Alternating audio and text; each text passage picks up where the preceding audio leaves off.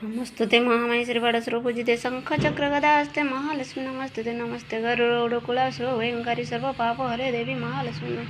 सिद्धि बुद्धि प्रदे देवी मुक्ति मुक्ति प्रदायिनी मंत्रमुते सदा देवी महालक्ष्मी नमस्तुते आद्यंतरहिते देवी आद्य शक्तिमय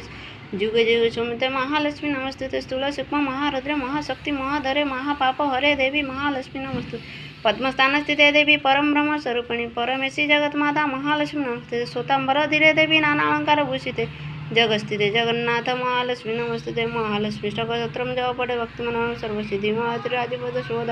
एक काल पटे नित्य महापाप विनाशनम त्रिकाल जपटे नित्य धन धान्य समृद्धम त्रिकाल जपटे नित्य महाशत्रु विनाशनम महालक्ष्मी भवन तपस्ना तीन श्री महालक्ष्मी शोकोत्र समन महालक्ष्मी नमनो विष्णुप्रियाय नमो धनप्रदाय नमो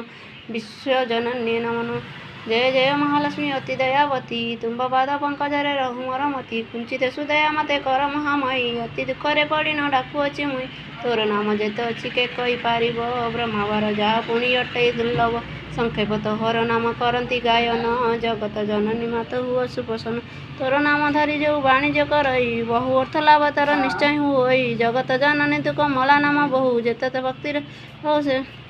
ता घरे तू थाऊ एत हर बार स्वर्ग नीति